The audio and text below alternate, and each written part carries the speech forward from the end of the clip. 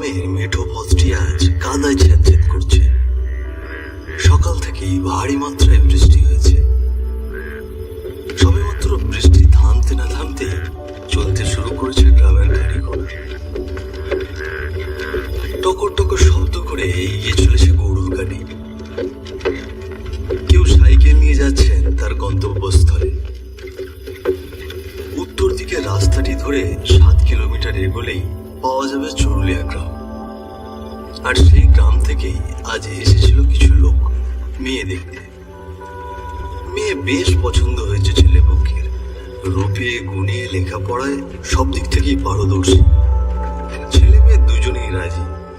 বিয়ের তারিখ ঠিক করে ছেলে পক্ষের মানুষগুলো দুটি ভ্যান গাড়ি করে ফিরছে চরুলিয়া গ্রামে। চলো শুরু করি আজকের মর্মান্তিক একটি হাড় কাঁপানো ঘটনা, বৃষ্টির রাতের বরযাত্রী।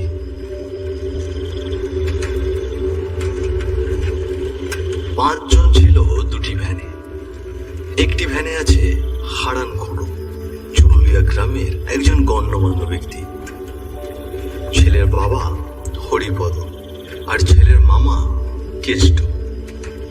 অপর ভ্যানে বসে আছেন ছেলের খুব কাছের বন্ধু বিমল, আর তার পাশে বসে আছেন ছেলে, অর্থাৎ যার জন্য পাত্রী দেখা হলো। নাম সুভাষ।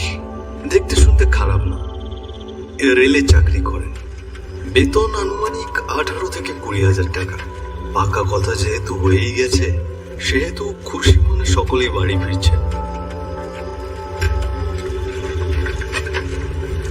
ও খুড়ো, ছেলের বউটারে কেমন লাগলো শুনি? কেন রে, ভালো লাগলে কি আমার সঙ্গে বিয়ে দিবি নাকি? হ্যাঁ, তাহলে দে, সুন্দর একখান বউ পামু।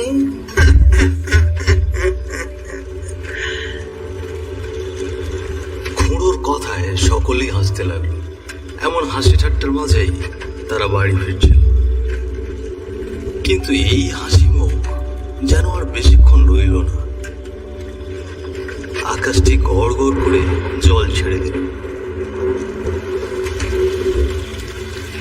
এই ছেড়েছে গো, আবার যে বৃষ্টি নেমে এলো। আজ মনে হয় আমাদের আর বাড়ি ফেরা হচ্ছে না। চুপ কর, এইসব কুলক্ষণে কথা মুখ দিয়ে ভুলেও বের করবি না। বকা জকা বাদ দিয়ে এখন বলো কি করা যায়? এই ভ্যানওয়ালা, ও ওই যে সামনে একটা হোটেল দেখতে পাচ্ছি, ওখানে এই গাড়িটা থামাও। এভাবে তো আর বাড়ি ফেরা যায় না। বৃষ্টি থামলে তবেই বাড়ির উদ্দেশ্যে রওনা দেব। হ্যাঁ, সেই বোধহয় ভালো। ভ্যানওয়ালাটি হোটেলের সামনে গিয়ে ভ্যানটা দাঁড় করালো। সামনের চালককে দেখে পেছনের চালকটিও তার পেছনে দাঁড়িয়ে পড়ল। পুরনো একটি হোটেল। টিনের চালের উপর বড় করে লেখা আছে হরিদার ভাতের হোটেল। এদিকে মুষলধারে বৃষ্টি হচ্ছে। বৃষ্টির বড় বড় ফোঁটা টিনের উপর টপ টপ করে ঝরছে। কিন্তু আশ্চর্যের বিষয় হলো, হোটেলের এক কোণে বসে আছে এক নারী। মুখে কালো মাস্ক আর পরনে নিশি কালো সালোয়ার কামিজ। মেয়েটি চোখ বড় বড় করে তাকিয়ে রইল তাদের দিকে। ভয় পেও না মা, আমরা চুরুলিয়া গ্রামে ফিরছিলাম। পথে বৃষ্টিতে আটকা পড়েছি, তাই একটু আশ্রয়ের জন্য এসেছি মা। তোমার যদি কোনো সমস্যা না থাকে, এখানে কি কিছু সময় পার করতে পারি? নমস্কার, আপনারা চাইলে ভেতরে এসে বসতে পারেন। আপনাদের গাগুলো তো দেখছি ভিজে গেছে। আমি কি আপনাদের জন্য একটি গামছা আর কিছু খাবার নিয়ে আসবো? না মা, আমরা কিছু খাবো না। তুমি বরং আমাদেরকে গামছাটা এনে দাও। জি, আপনারা একটু বসুন, আমি আপনাদের জন্য গামছা নিয়ে আসছি। সময় তখন সন্ধ্যে 7:30। সন্ধ্যের পর পর এই রাস্তায় তেমন কোনো লোকজন দেখতে পাওয়া যায় না। কেউ কেউ বসে আছেন হোটেলের ভেতর। এদিকে সুভাষ আর বিমল ঠাঁই দাঁড়িয়ে থেকে দেখছেন বাইরের বৃষ্টিগুলো। কিছুক্ষণ পর বৃষ্টি অনেকটাই থেমেছে। এর মাঝে সুভাষ বলে উঠল, বন্ধু, দোকানের পেছনে একটা জঙ্গল দেখতে পাচ্ছি, চল তো সেখানে গিয়ে আমরা দুজনে একটু বিড়ি টেনে আসি। হ্যাঁ রে, অনেকক্ষণ হলো খাওয়া হয়নি, চল চল এক্ষুনি চল। এবার সুভাষ ঘাটটা ঘুরিয়ে বলল, বাবা, তোমরা একটু এখানে বসো, হ্যাঁ, আমরা ওই পেছনের জঙ্গল থেকে একটু পেটটা খালি করে আসছি। ঠিক আছে, সাবধানে যাস বাবা। রাতের বেলা জঙ্গলে সাপ পোকামাকড় থাকে, হাতে টর্চটা জ্বালিয়ে নে। আরে হ্যাঁ হ্যাঁ, তুমি একদম চিন্তা করো না। আরে আমরা কি এখনো সেই ছোট আছি নাকি? এলাম। তারা এক পা দুপা করে এগোতে লাগলো জঙ্গলের পথে। হালকা হালকা বৃষ্টি, আকাশে ভারী মাত্রায় বিদ্যুৎ চমকাচ্ছে। আশেপাশে একটি কাক পক্ষীও নেই। ওই দূর কোথা থেকে যেন ভেসে আসছে শেয়ালের ডাক। কিন্তু তাদের মনে একটুও ভয় নেই। মেয়েটা কিন্তু বেশ সুন্দর ছিল রে, কি বলিস? হ্যাঁ, তা যা বলেছিস, সুন্দর ছিল বলেই তো বিয়ের জন্য রাজি হয়েছি। আরে না রে, তোর বউটার কথা বলছি না। তাহলে তাহলে তুই কার কথা বলছিস? আরে হোটেলে যে মেয়েটাকে দেখলাম, কত সুন্দর তার চোখ দুটো, কি মিষ্টি মিষ্টি করে কথা বলে। সে কি রে, বন্ধুর জন্য মেয়ে দেখতে এসে নিজেই নিজের জন্য জুটিয়ে নিয়েছিস? বাহ, ভালো ভালো। তা বলছিস যখন প্রস্তাবটা দিয়েই যাই নাকি? ভালোই হবে, দুজনে একই গ্রামে বিয়ে করব, ছুটি পেলে আমরা একসঙ্গেই শ্বশুর বাড়ি আসবো। কি বলিস? দে বিড়ির প্যাকেটটা দে। এই রে, এই হাঁটতে হাঁটতে তো অনেক দূরে চলে এলাম। আরে এই বিড়ির প্যাকেটটা দিবি তো?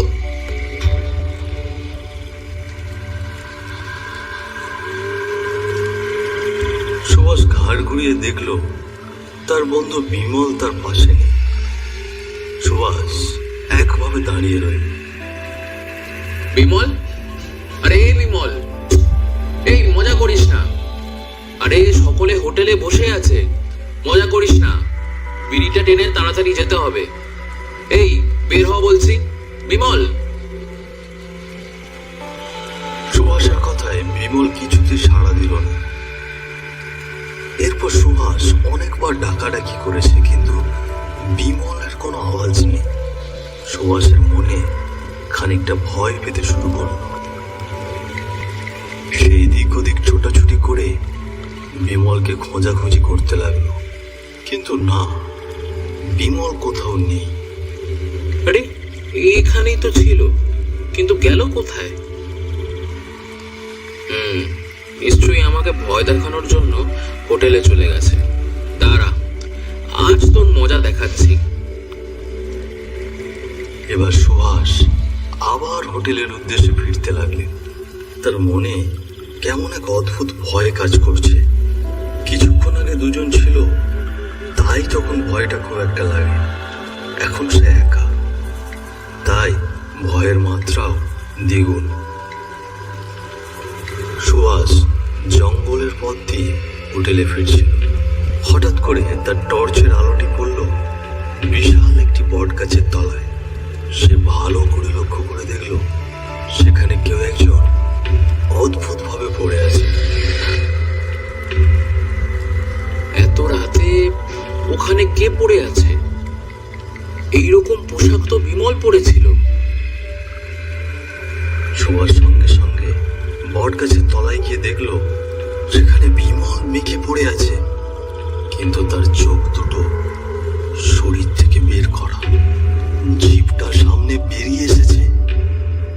বেশ বড় কাটার দাগ, হাত পা যেন মোচড়ানো। দৃশ্যটি দেখার পর সুভাষ নিজেকে সামলে রাখতে পারল না, ভয়ে তার হাত পা কাঁপছে। কোনো কিছু না ভেবে অনেক জোরে সে দৌড়তে লাগলো।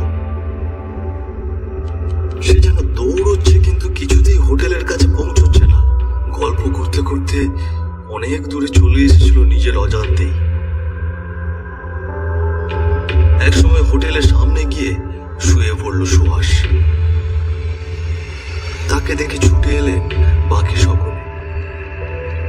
সুভাষ, আরে ও সুভাষ, কি হয়েছে তোর? এমন হাঁপাচ্ছিস কেন? আর বিমল বিমল কোথায় গেল? বাবা, বিমলের লাশ পড়ে আছে ওই জঙ্গলে। লাশ? লাশ আসবে কোথা থেকে? তোমরা যাও না, একবার দেখে আসো ওই জঙ্গলে গিয়ে। এই চলো তো গিয়ে দেখে আসি হয়েছেটা কি। এসো এসো, সবাই আমার সঙ্গে এসো। আর সুভাষ, ওকে কি এখানে রেখে যাব? আপনারা চিন্তা করবেন না কাকাবাবু, আমি ওনার পাশে আছি, আমি ওনার মাথায় জল ঢালছি। আপনারা যান, আপনারা গিয়ে দেখে আসুন। হ্যাঁ, চলো চলো চলো, সকলে চলো। সকলে লাঠি সোটা নিয়ে বেরিয়ে পড়লেন জঙ্গলের উদ্দেশ্যে। সবার মনে যেন এক অদ্ভুত ভয়, কেউ জানে না সামনে কি হতে চলেছে। সবার মনে শুধু একটাই ভাবনা, বিমল কি সত্যি মারা গেছে নাকি সুভাষ আতঙ্কে এরকম বলছে। কারো মুখে কোনো কথা নেই, সবাই এক মনে চলেছে সামনের দিকে। এদিকে শিয়ালগুলো হুক্কা হুয়া করে ডাকছে চারিদিক থেকে। আবার শুরু হলো বৃষ্টি। ভয়টা যেন আরো দ্বিগুণ মাত্রায় ছড়িয়ে পড়ল সকলের মনে।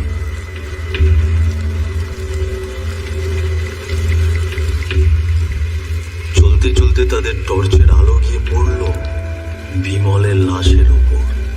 এই বৃষ্টির মধ্যেও সকলে ঘামতে শুরু করলো। সকলের হাত পা যেন অজান্তেই শিহরিত হয়ে উঠল। কারো কোনো শব্দ নেই, কারো মুখে কোনো কথা নেই। জল জল করে সবাই এক দৃষ্টিতে তাকিয়ে রইল বিমলের লাশের দিকে। এমন সময় এক অদ্ভুত শব্দ ভেসে এলো তাদের কানে।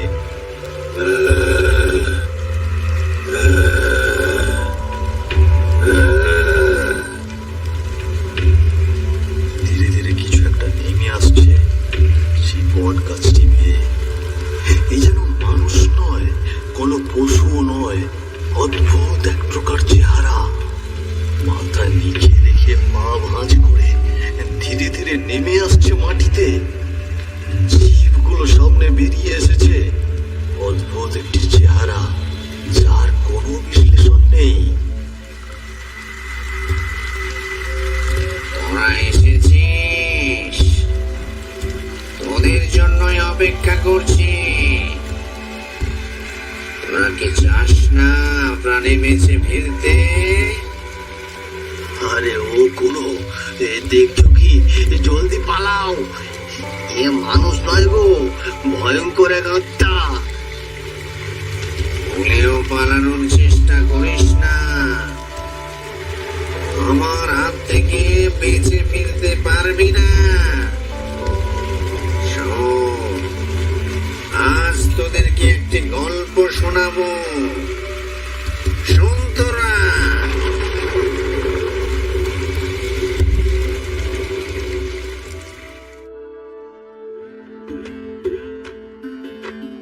আমি এই গ্রামের একজন দুধ বিক্রেতা। প্রতিদিন বাড়ি বাড়ি থেকে দুধ সংগ্রহ করে বিভিন্ন হোটেল বা শহরে দিয়ে আসতাম। আমাদের এই গ্রামেরই একটি হোটেল, হরির হোটেল। হরি মারা যাবার পর শত কষ্ট অভিমান বুকে নিয়ে এই হোটেলটি চালাচ্ছিলেন তার মেয়ে মায়াবতী। তার রূপ এবং গুণে মানুষ তাকে মায়াবতী নামে ডাকত। বাড়িতে একমাত্র ছোট ভাই। মায়াবতীর একটি স্বপ্ন, তার ছোট ভাইকে বড় করে মানুষের মতো মানুষ বানাবে, উচ্চশিক্ষায় শিক্ষিত করবে। মায়াবতীর কি নিষ্পাপ ডাক, শুনে মনটা ভরে যেত। রামুদা, তুমি না প্রতিদিন সন্ধ্যে 6টা নাগাদ বাড়ি আসো, আজ এত দেরি করলে যে? আর বলিস না রে বোন, শহর থেকে এলুম আর কুটুমবাড়ি হোটেলের মালিক 3 দিন থেকে আমায় ঘোরাচ্ছে। তোদের টাকা পাবো, দিচ্ছি না। তিনি হোটেলে ছিলেন না, তারা সে বসে থেকে থেকে আমার দেরি হয়ে গেল। একেবারে চিন্তা করো না রামুদা, সেও হয়তো কোনো বিপদের মধ্যে আছে। সবকিছু ভগবানের উপর ছেড়ে দাও, উপরে ভগবান আছে, সবকিছু দেখছেন। ভগবান যা করে মঙ্গলের জন্যই করে। সারাদিন মনে হয় কিছু খাওনি, বসো রামুদা, তোমাকে একটু ভাত দিই, খেয়ে যাও। না রে বোন, নিশ্চয়ই তোর বৌদি বাসায় বসে আমার জন্য অপেক্ষা করছে। তাড়াতাড়ি ফিরতে হবে রে বোন, অন্য একদিন তোর হোটেলে এসে পেট পুরে খেয়ে যাব। দাদার কাছ থেকে কিন্তু টাকা বেশি নিতে হবে বলে দিলুম। টাকা দিতে হবে না দাদা, আমার ছোট্ট ভাইটার জন্য একটুখানি আশীর্বাদ করে দিও। ভগবান তোর ভালো করুক। আসি রে বোন, ভগবান চাইলে আবার দেখা হবে।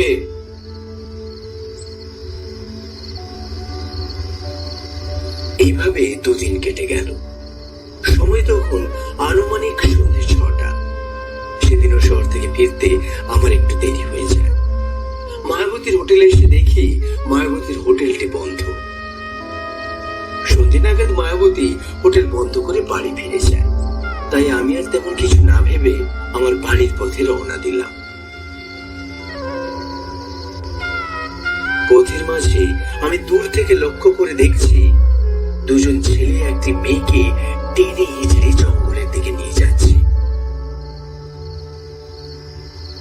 আমি আর নিজেকে সামলে রাখতে পারলাম না। কাছে গিয়ে দেখি মেয়েটি আর অন্য কেউ নয়, আমাদের গ্রামের লক্ষ্মী মেয়ে মায়াবতী। তার গলায় ছিল গামছা পেঁচানো। মায়ের কাছে বসে আমি তাকে অনেক ডাকাডাকি করেছি, কিন্তু সে আমার ডাকে সাড়া দিল না। তার ডাকে হাত দিয়ে দেখলাম নিঃশ্বাস নেই।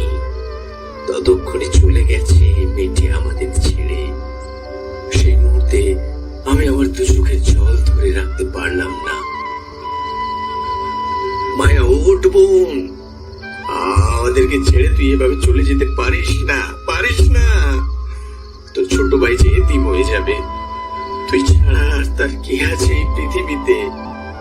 ওঠ বোন, ওঠ। মায়া নড়ছে না, নিশ্চুপ ভাবে 2টি চোখ বন্ধ করে নীরবে শুয়ে আছে। অনেক আগেই চলে গিয়েছে সেই পৃথিবী ছেড়ে। শয়তান ছেলে দুটো মায়ার সঙ্গে জোর জবরদস্তি করে তাকে গলা চেপে হত্যা করেছে। মনে মনে সিদ্ধান্ত নিয়েছিলাম তাদের 2জনকে এর কঠিন শাস্তি দেব, কিন্তু তারা আমাকে এক ধাক্কাতে মাটিতে ফেলে দেয়। এরপর সেখানে পড়ে থাকা একটি ইট দিয়ে অনবরত আমার মাথায় মারতে থাকে।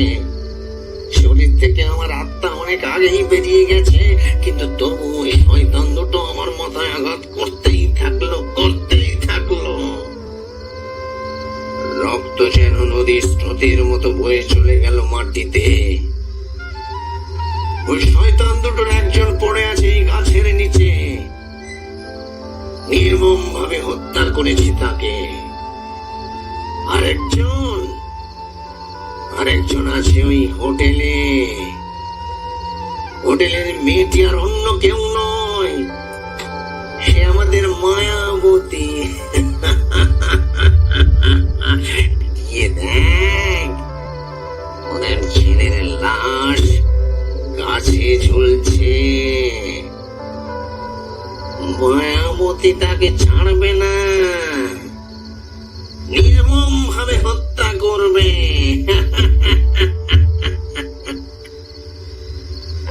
তারা আর এক মুহূর্ত দেরি না করে দৌড়ে গেল সেই হোটেলে। কিন্তু সেখানে গিয়ে দেখলো সেখানে কোনো হোটেলই নেই। উপর দাঁড়িয়ে আছে একটি বিশাল গাছ। সেই গাছের ডালে ঝুলছে সুভাষের লাশ। আর ওই দূর থেকে মায়াবতী এক নজরে তাকিয়ে আছে তাদের দিকে। একসময় নির্মম এক হাসি দিলেন মায়াবতী। আজ আমার প্রতিশোধ নেওয়া শেষ। এখন আমি মুক্ত, মুক্ত আমি।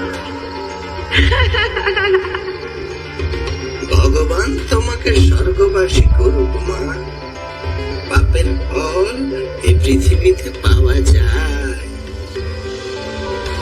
তো আসুন আমরা পাপ থেকে দূরে থাকি, সত্যের পথে চলি, ন্যায়ের রাস্তা ধরে। গল্পটি ভালো লাগলে আপনারা আমাদের চ্যানেলটি সাবস্ক্রাইব করে আমাদের সঙ্গে থাকবেন এবং বেল বাটনটি প্রেস করতে একেবারেই ভুলবেন না। আসছে আরো একটি নতুন গল্প নিয়ে খুব শীঘ্রই।